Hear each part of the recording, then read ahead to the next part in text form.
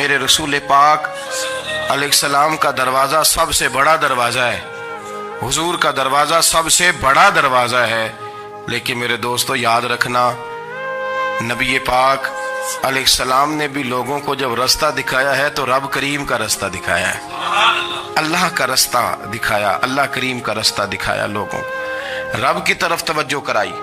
میرے رسول کریم سید عالم صلی اللہ تعالی علیہ وسلم نے لوگوں کی اللہ کی جانب توجہ کرائی اور لوگوں سے یہ کہا کہ وہ اپنے رب کریم کی جانب اپنا ذہن رکھیں، اپنی توجہ اپنے اللہ کی جانب مبذول کریں۔ میری بات کو اچھے طریقے سے سمجھیے گا، علم اللہ تبارک و تعالی عطا کرتا ہے تو اسے اللہ کی عطا ہی سمجھنا چاہیے۔ کچھ لوگوں کے پاس علم ہوتا ہے پر علم نافع نہیں ہوتا، وہ ٹامک ٹونجا مارتے رہتے ہیں ساری زندگی۔ علم کو اللہ کی عطا سمجھیں، اپنی عقل پر اپنے شعور پر زیادہ بھروسہ نہ سمجھیں، نظر اللہ پہ رکھیں۔ حضرت مولا علی شیر خدا کرم اللہ تعالی وجہہ الکریم سے کسی نے پوچھا تھا بڑا عالم کون ہوتا ہے؟ ہمارے ہاں تو اب وہ والے عالم پائے جاتے ہیں نا اللہ ماشاءاللہ، جو ممبر پہ بیٹھتے ہیں تو دعوے ہی دعوے ہیں، ممبر پہ بیٹھتے ہیں تو دعوے ہی دعوے ہیں، اس طرح کے عالم ہمارے ہاں پائے جاتے ہیں۔ وہ ہر بات میں دعویٰ کرتے ہیں، میں یہ کر دوں گا، میں وہ کر دوں گا۔ یہ مزاج علماء کا نہیں۔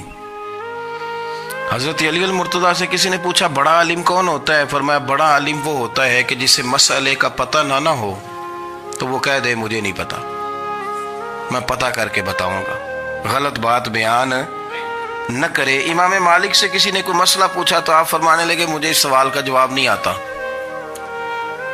ہمارے بزرگ سمجھاتے کیا ہے؟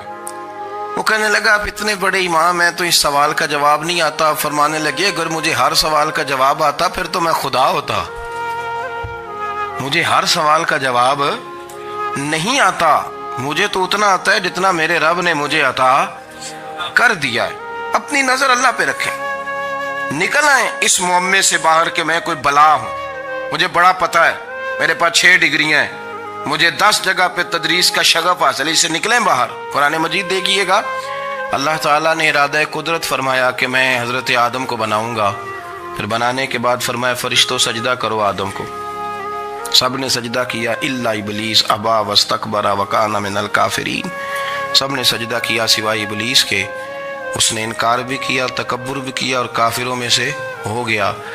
تو یہ جب اللہ تعالیٰ نے سجدہ کرایا تو کیسے کرایا؟ اللہ تبارک و تعالیٰ نے نا حضرت آدم کو علم سکھایا خود، وعلم آدم الاسماء کلہا، خود اللہ فرماتے ہیں کہ میں نے جناب آدم علیہ السلام کو تمام اشیاء کے نام سکھائے، سب اشیاء کے نام سکھائے۔ تو وہ چیزیں پھر میں نے نا اللہ فرماتے ہیں میں نے فرشتوں پہ پیش کی، میں نے کہا کہ بتاؤ ان کے نام کیا ہے، تو فرشتوں نے جو جواب دیا وہ سمجھنے والا ہے۔ اللہ نے چونکہ خود علم سکھایا تھا حضرت آدم کو، جناب آدم سکھایا تھا لیکن فرشتوں کو نہیں سکھایا تھا، تو اللہ کریم نے فرمایا فرشتوں اب یہ بتاؤ ان چیزوں کے نام کیا ہیں؟ تو فرشتے کیا کہتے ہیں؟ فرشتے عرض کرتے ہیں قالوا سبحانک لا علم لنا۔ آپ کبھی یقین کریں اس چیز کی لذت لیں تو مزہ آ جائے۔ کہا قالوا سبحانک، کہنے لگے تو پاک ہے، قالوا سبحانک، کہنے لگے تو بھئی آدم علیہ السلام کو نام سکھا لیے، پھر فرشتوں کے سامنے وہ چیزیں پیش کر کے کہا ان چیزوں کے نام بتاؤ، تو فرشتے کیا کہتے ہیں؟ کہتے ہیں قالوا سبحانک، تو پاک ہے، لا علم لنا، ہمارے پاس کوئی علم نہیں، الا ما علمتنا، ہمیں تو اتنا پتہ ہے جتنا تو نے ہمیں سکھا دیا، ہمیں تو اتنا پتہ ہے جتنا تو نے ہمیں، لا علم لنا، ہمارے پاس کوئی علم نہیں ہے، اتنا ہی پتہ ہے جتنا تو نے ہمیں سکھا دیا ہے، اس سے زیادہ ہمارے پاس علم۔ اور یہ کیوں تو نے ہمیں جتنا سکھایا اتنا پتہ ہے؟ فرشتے یہ نہیں کہتے یا اللہ تو زیادہ سکھا، آدم کو دیا تو ہمیں بھی دے، یہ نہیں فرمایا، فرمایا انک انت العلیم الحکیم، اے اللہ تو علم والا بھی ہے اور حکمت والا بھی ہے، تجھے پتہ ہے کس کو کتنا دینا ہے، جتنا تو نے مناسب سمجھا جناب آدم کو دیا اور جتنا تو نے بہتر سمجھا وہ تو نے ہمیں عطا فرمایا۔ تو اگر آپ کے پاس علم ہے، کہیں نالج ہے، اس کو اللہ کی عطا سمجھے۔ ہمارے ہاں بہت سارے لوگ بن کے بیٹھ جاتے ہیں، میں اکثر کہتا ہوں کہ پھر وہ دعوے کرتے ہیں میرے علاقے والے جاہل ہیں، میرے شہر والے جاہل ہیں، میرے خاندان والے پڑھے نہیں، یہ آپ کا دعویٰ ہے، یہ آپ کو خراب کر دے گا۔ ہم نے بہت سارے ایسے لوگ دیکھے جو بہت بڑے عالم تھے، لیکن اللہ جب لینے پہ آیا تو عقل ہی لے گیا، شعور ہی چلا گیا، حافظے ختم ہو گئے۔ آپ دیکھتے ہیں بڑھاپے میں کچھ لوگ ایسے ہوتے ہیں کہ جن کو یہ بھی یاد نہیں رہتا کہ میرا نام کیا ہے، میں کہاں ہوں، مجھے کدھر جانا ہے۔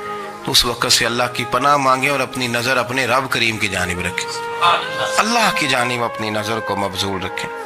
دوسری بات، علم کے بعد ایک چیز آتی ہے جس کا نام ہے ہدایت،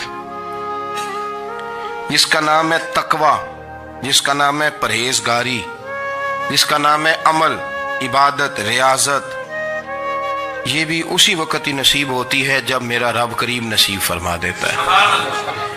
ہم نے نا نیکی کا اپنا اپنا سٹیٹس بنا لیا ہے، اپنا اپنا معیار بنا لیا ہے۔ کچھ لوگ کہتے ہیں کہ جناب مسجد میں سیمٹ کا توڑا دینے سے بہتر ہے کسی غریب کو آٹے کا تھیلا دے دو۔ اب اس نے اپنا مزاج بنا لیا نا نیکی کا، اس نے اپنا سٹیٹس بنا لیا۔ میرا یہ سوال ہے کہ نبی پاک صلی اللہ تعالیٰ علیہ وسلم جب مدینہ شریف آئے تھے تو حضور نے سب سے پہلے غریبوں میں آٹا تقسیم کیا تھا کہ سب سے پہلے مسجد بنائی تھی؟ کیا عجیب لوگوں کا رنگ ہے، اپنی مرضی کی ہدایت، اپنی مرضی کا تقوی، اپنی مرضی کا معیار۔ مسجد کوئی بڑا چھوٹا خطیب بھی میری طرح کا ہو نا، تو وہ مسجد میں بیٹھ کے جب نبی پاک کی بات کرتا ہے تو کہتا ہے میرے رسول پاک غریبوں کا سہارا بن کے آئے۔ وہ غریبوں کی بات کرتا ہے، مسکینوں کی، لاچاروں کی، کمزوروں کی بات۔ تو مسجد ہی تو وہ ادارہ ہے جہاں سے غریبوں کی بات ہو رہی۔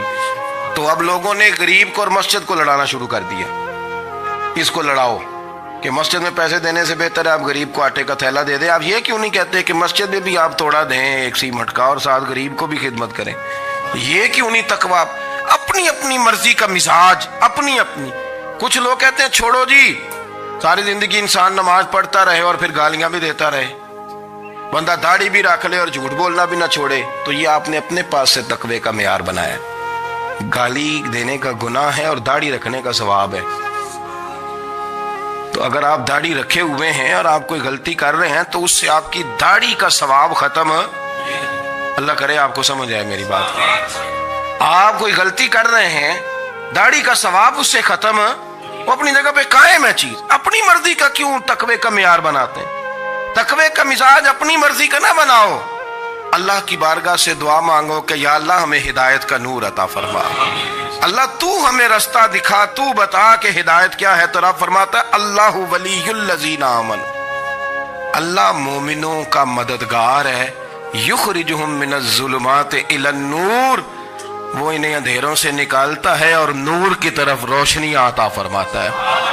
اندھیروں سے نور کی طرف اللہ لاتا ہے۔ اللہ ولی، اللہ مومنوں کا ولی ہے، وہ انہیں اندھیروں سے نور کی طرف نکالتا ہے۔ ہدایت ہمیشہ اللہ کی طرف سے سمجھے۔ جب وہ نماز کی توفیق دیتا ہے تو اپنے فضل سے دیتا ہے، جب وہ ذکر کی توفیق دیتا ہے تو اپنے فضل سے۔ ہم سمجھتے ہو جی فلانا نہیں پڑھ رہا بڑا بیوقوف ہے، فلانا نہیں پڑھ رہا، تو تم کیا اپنی عقل کے زور پہ پڑھ رہا ہے؟ میں جی اللہ کے فضل سے 2 سپارے پڑھتا ہوں، تو کس پہ احسان کرتے تو 2 سپارے پڑھ کے رویا کر کہ اگر مالک تو بڑا قریب نہیں۔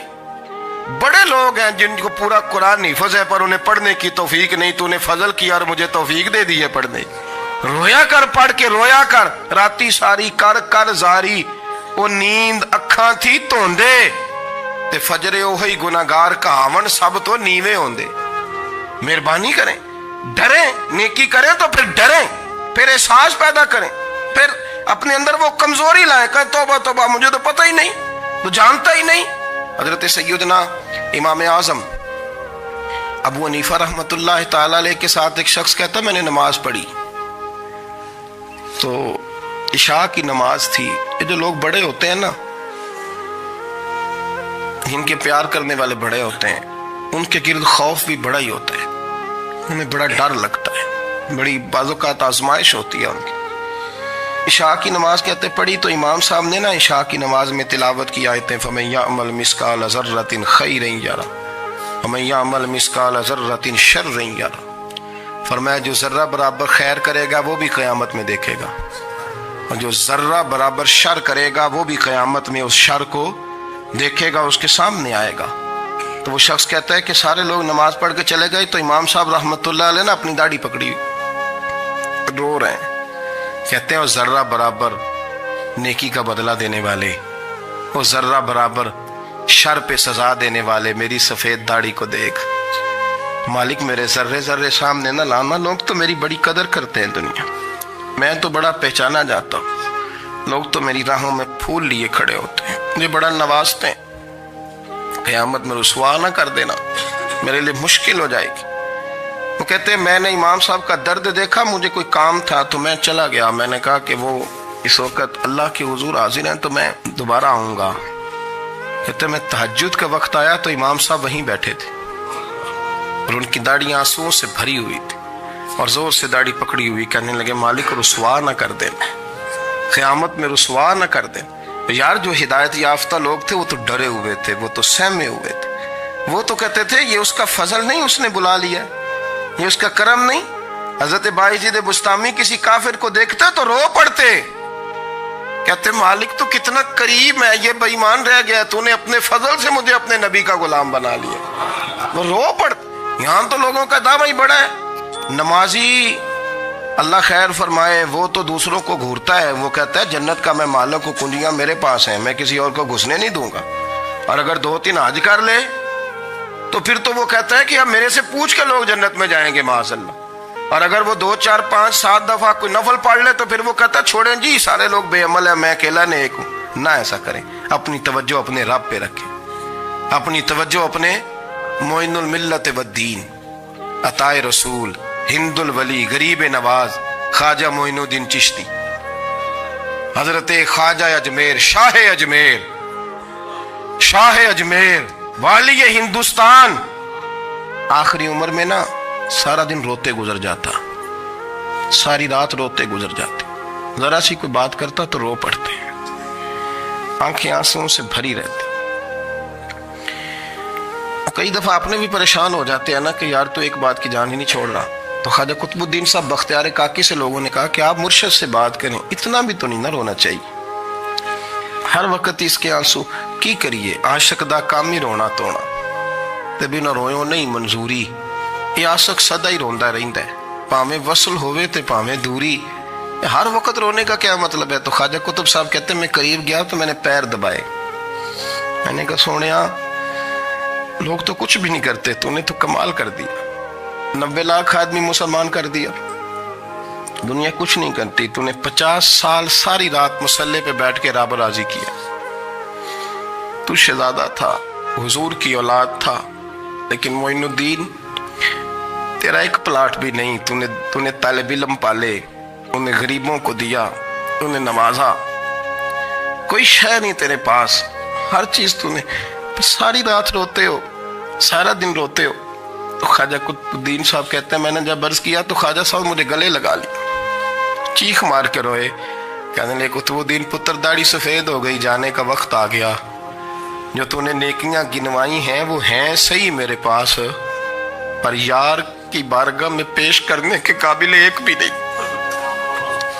نہیں. تو بارگاہ تو دیکھ کتنی بڑی ہے، رسول کریم کی بارگاہ میں پیش کرنے کے قابل ان میں سے ایک بھی نہیں. تو آستانہ دیکھ کتنا بڑا ہے، کیا پیش کروں گا، کیا عرض کروں گا حضور کی بارگاہ میں، کس طرح.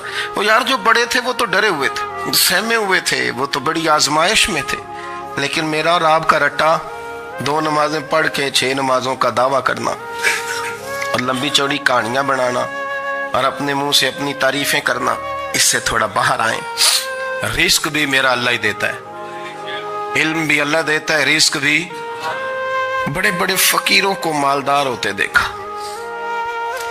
بڑے بڑے مالداروں کو فقیر ہوتے دیکھا، بڑے بڑے. میرے ایک بڑا سخی قسم کا سجن ہے، بڑا پیارا ہے، میں اسے سخی مانتا ہوں. میں نے اپنی پریشانیوں کے دنوں میں بھی اس شخص کو سخی دیکھا. ایک دن رات کو مجھے ٹیلی فون کر کے کہنے لگا کدھر ہو؟ میں نے کہا میں گھر ہوں. نہیں اکثر سفر میں ہوتے ہو نا؟ میں نے کہا طبیعت کیسی ہے؟ ٹھیک ہے، بس حال چال پوچھنا تھا. میں نے سمجھائی، میں نے کہا یار یہ کوئی مسئلہ ہے، ورنہ رات کے 2 بجے کوئی حال پوچھنے کو فون تو نہیں نہ کرتا. کوئی مطلب ایسا تو مسئلہ نہیں نا. تو میں نے بیک کال کی, میں نے کہا یار میری بات سن, مسئلہ کیا؟ کہ نہیں کچھ نہیں دل کر رہا تھا. میں نے کہا میری گل سن, رہے اسی 4-5 سال کٹھے, میں تین جاننا, اصل بات کر. کہنے لگا مکان بھی بڑا ہے, سارا کچھ ٹھیک ہے, پر وہ بڑا ہی بے نیاز ہے. کچھ حالات اس قسم کے آ گئے ہیں کہ لوگوں کو بتاؤں بھی تو لوگ ماننے کو تیار نہیں. زیادہ نہیں, مجھے نا تھوڑے سے پیسوں کی ضرورت ہے, کوئی 15-20 ہزار اگر مل جائیں میری ضرورت. آپ یقین کریں میں روتا رہا ساری رات. میں نے کہا مہربانہ تیرا کس طرح کرانگے, اس سے لے کے زمانہ استعمال کرتا تھا, پر بے پرواہی ویکھ نہ سجڑ دی, جتھے کسے دی پیش نہ جاوے انہیں تاجاں والے در در رولے تے منگتیاں تخت بٹھاوے.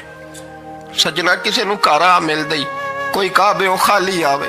واللہ خیر الرازقین, وہ کہتے تو دائیں بائیں نہ جا, رزق تو تجھے میں دوں گا, میں ہوں بہتر رزق دینے والا. بڑے بڑے بادشاہ, بڑے بڑے شہنشاہ, بڑے بڑے لوگ, ہاتھوں میں کاسے, فقیریاں. ام ربیہ کہا کرتی تھیں, بڑی نیک اور صالح خاتون تھیں. وہ کہتی ہیں کہ میں نا بڑے امیر آدمی کی بیوی تھی, اپنے شوہر کے ساتھ چھت پہ بیٹھی تھی تو نیچے فقیر مانگنے والا آیا. اس نے بڑے درد سے صدا کی تو میں نے اپنے شوہر سے کہا کچھ دے دے. کہا دفع کر, ان لوگوں نے دھندا بنایا ہوا ہے. کہتی میں میکے سے بھی بڑا مال لے کے آئی تھی, میرے ماں باپ بڑے امیر تھے, تو میں نے نا چوری اپنے خامہ سے نظر بچا کے باتھ روم جانے کے بہانے گئی اور نیچے جا کے 5 دینار میں نے اس فقیر کی ہتھیلی پہ رکھے. کہتے اس نے 5 دینار دیکھے, پھر میری طرف دیکھا تو میں نے اس کی آنکھوں میں آنسو چمکتے دیکھے. کہنے لگے بی بی رب تیرا بھلا کرے, میں 3 دنوں کا بھوکا ہوں. کہ وہ چلا گیا. میں گھر آ گئی, جب باہر آئی تو میرا شوہر کہنے لگا تو اتنی اب اتنی تو تیز ہو گئی ہے اور تو اتنی خود مختار ہو گیا, میرے بغیر پوچھے مال خرچ کرے گی, جا تجھے 3 طلاقیں. کہتی میں بالدار اور وزادار باپ کی بیٹی تھی, طلاق لے کے گھر آئی تو میرا باپ ٹوٹ گیا, چارپائی پہ چلا گیا. اوہو یہ کیا بن گیا. کہتی بڑی تکلیف رہی. 1-2 سال کے بعد میرے ابا نے میری شادی کر دی. اب جس شوہر کے پاس گئی وہ بڑا نیک تھا, پرہیزگار تھا, اللہ نے بہترین صلہ دیا. کہتی چھت پہ بیٹھی تھی, دروازے پہ فقیر آیا, میں نے شوہر سے کہا کچھ دے دوں. کہنے لگا 5 نہ دینا, 15 دینا, 20 دینا, میں فقیر ہوں, میں نے فقر سے دولت دیکھی ہے, اسے خالی نہ لوٹانا. کہتی ہے کہ میں نیچے گئی اور جب میں نے اس کی طرف دینار بڑھائے تو میری چیخ نکلی, پیسے پھینک کے میں بے ہوش ہو کے گری. میرا شوہر نے آ کے اٹھایا, اندر لے گیا, پانی منہ پہ چھڑکا. کہنے لگا تجھے کیا ہوا؟ کہنے لگے یہ جو مانگنے آیا یہ میرا پہلا شوہر تھا, وہی تھا جو کہتا تھا کہ تو 5 دینار دے آئیے, جا تجھے 3 طلاقیں. پڑھو نا حدیث پاک. میرے نبی پاک علیہ السلام نے فرمایا ایک بندہ گنجا تھا. گنجا, کوئی ترتیب آگے پیچھے ہو جائے تو مفہوم کے لحاظ سے, لیکن میں مفہوم اس کا واضح کرتا ہوں. ایک گنجا تھا, کوئی شے نہیں تھی, سر پہ بال بھی نہیں تھے, رویا کرتا تھا. اللہ تعالیٰ نے فرشتے کو بھیجا, تجھے کیا چاہیے؟ تو کہنے لگا بال آ جائیں اور تھوڑا مال آ جائے. فرشتے نے ہاتھ پھیرا تو بال بھی آ گئے, تو بکریاں بھی آ گئیں, لائنیں لگ گئیں, مال ہی مال ہو گئے. دوسرے کے پاس گیا, وہ کوڑا تھا, اس کو جا کے کہا کیا چاہیے؟ کہنے لگا شفا ہو جائے اور کچھ اللہ تعالیٰ آسانی کر دے. شفا بھی ہو گئی, گائیں بھی دے دی, بھینسیں بھی دے دی, مال ہی مال ہو گئے. پھر ایک کے پاس گیا, وہ اندھا تھا, تجھے کیا چاہیے؟ اس نے کہا آنکھیں ملنے اور کچھ ساتھ اللہ مال دے دے. اونٹ ہی اونٹ ہو گئے. جب بڑا نواز دیا تو پھر مالک نے امتحان لینے کا ارادہ کیا. یاری تیری سونا ہے پر آزمائشاں بھی تیریاں اگ, آزمائشاں تیریاں, صحیح کہہ رہا ہوں, آزمائشاں تیریاں, یاری تیری سونا ہے پر آزمائشاں تیریاں. یہ سونا پرکھیا جامدائی, پہلو نہ لگاں دے لگ. اللہ نے فرمایا آزمائش کرو. سب سے پہلے گنجے کے پاس آئے, اسے کہا اللہ کے رستے میں کچھ دیکھنے لگا, میرے خرچے ہی بڑے, دیکھو تو صحیح کتنی مشکل میں وقت گزارتا ہوں, حال ہی کوئی نہیں. تو اس نے کہا میں نے تو سنا ہے تو گنجا اور بھوکا ننگا تھا. کہنے لگا میں تو جدی پشتی رئیس اعظم ہوں, تو یہ کس پاگل نے کہا ہے بھاگ جا. اس نے کہا اچھا جیسے تو تھا ویسے ہی ہو جائے. کھیت کھلیان اجڑ گئے, پھر سے گنجا ہو گیا. حضور علیہ السلام فرمانے لگے, پھر وہ اس کے پاس گیا جو کوڑا تھا, اسے کہا کچھ دے. کہنے لگا خرچے ہی بڑے. अब पूछ लें किसी अमीर आदमी से, कहेगा चक्की के नीचे हाथ है मेरा, मेरे से ज्यादा तो परेशान बंदा ही कोई नहीं। क्या बताऊं आपको, इतना टैक्स है, इतना जुर्माना है, फलानी शय, बड़ा कुछ गिनवाते हैं लोग। उसने कहा मैंने तो सुना तो पहले कोड़ा था। उसने कहा जा दौड़ जा, मैं तो रईस आजम हूं, दादा भी परदादा भी और सारी नस्ल ही। उसने कहा अच्छा जैसे तू था वैसे ही हो जाए। फिर वो गया अंधे के पास और जाके कहा अल्लाह के नाम पे कुछ दे। तो कहने लगा रब के नाम पे, ये खड़े हैं ऊंट जितने तेरे दिल करे ले दा। उसने कहा क्या माना इस बात का? कहने लगा यार तुझे क्या बताऊं, मैं तो अंधा था, मैंने तो कभी दुनिया देखी नहीं थी, फिर उस करीम ने फजल किया तो मुझे बड़ा कुछ दिखाया। मैं क्या बताऊं, मेरा दिल कर रहा है कह दूं कि फिर उसने काबा दिखाया, फिर उसने रोज़ा रसूल दिखाया, फिर उसने रियाजुल जन्ना के सजदे दिखाए, फिर उसने अपने महबूब के दरवाजे की रौनकें दिखाई। उसने बड़ा कुछ दिया, उसने बड़ा नवाजा। मेरे पास तो शायद मैं बदकार पुराना खादम, किसे दर मिली न टोई, ये वासफ यार ने नजर जो की थी फिर वासफ ही होई। ये तो उसका करम हुआ। तो ये वो कहने लगा तू अल्लाह के नाम पे जान मांग, मैं वो भी देने को तैयार। मेरे पास तो शय कोई नहीं थी, मुझे तो अपना पता है, मैं तो कोई शय नहीं था, कुछ नहीं था मेरे पास। ये तो उनका करम है कि रुख इनका उधर है, और मुख्तसर सी मेरी कहानी है, ये जो भी है उनकी मेहरबानी है। तो वो कहने लगा मैं भी कुछ लेने नहीं आया था, तेरी आजमाइश ही करने आया था, तेरी इज्जतें भी सलामत रहेंगी, तेरा माल भी सलामत रहेगा, तेरी शिफा भी। अपनी जिंदगी में कभी भी अल्लाह की बारगाह से तवज्जो इधर उधर ना करें, छोड़े लोग क्या कर रहे हैं, दुनिया क्या कह रही, कभी भी अपनी तवज्जो दाएं। हमारा ये मसला बन गया कि हमारी सियासत है, हमारी दुनियादारी है, हम बंदों को राजी करना चाहते हैं, हम देखते हैं कौन किस तरह। और आप यकीन करें आप थक जाएंगे, बंदे राजी नहीं होंगे, वो नहीं राजी होते। आप इनको मना के लाएंगे तो इधर वाले निकल जाएंगे, इधर को मनाएंगे तो इधर वाले निकल जाएंगे। इस चक्कर से बाहर आए, उस रब को राजी करें जो फरमाता है इन्नल्लज़ीना आमनू व अमिलुस्सालिहाति सयजअलु लहुमुर रहमानु वुद्दा। फरमाया तो ईमान लाने के बाद नेक अमल कर, मैं लोगों के दिलों में तेरी मोहब्बत पैदा कर दूंगा। रहमान लोगों के दिलों में मोहब्बत डाल देगा, अल्लाह लोगों के दिलों में। अपनी नजर हमेशा अपने रब पे रखें, इतनी लंबी चौड़ी दुनियादारों से उम्मीदें ना वाबस्ता करें। मैंने देखा है लोग कासा लेसी करते हैं, कभी उसके दरवाजे पे कभी उसके दरवाजे पे। इन चक्करों से बाहर आएं और अपने रब की बारगाह की तरफ तवज्जो करें, इस्तिगफार शौक से पढ़ा करें। और अकेले में ना, अकेले में हज़रत रईसुल मुतकल्लिमीन मौलाना नकी अली खान साहब रहमतुल्लाह ने लिखा है कि फिरौन 500 साल हुकूमत कर गया। यहाँ तो 5 साल की हुकूमत की पैर लड़खड़ाते हैं, 500 साल। हमारे असल वजह यह थी कि दुनिया जब सो जाती थी ना तो ऊपर चादर लेके तो मुसल्ले पे बैठ जाता था और हाथ बांध के कहता था रब तू ही है, मेरा पर्दा ना खोलना, मालिक तू ही है, करम नवाजी करना, मेरी पकड़ ना करना। वो बेईमान हो के अगर 500 साल हाथ बांधे तो गुजारा कर लेता है, तू तो ईमानदार है। पर मसला ये है कि तू रात को बुक्कल मार के हाथ नहीं ना बांधता, तो मिन्नत नहीं करता, तो इस्तिगफार नहीं करता। तौबा करें तो बचे रहें। वो इतनी लंबी हुकूमत कर गया चूंकि रात को कहता था मालिक रब तू ही है, लेकिन मेहरबानी फरमा, मेरी पकड़ ना फरमाया तो अल्लाह ने तो उसको मोहलत दे दी।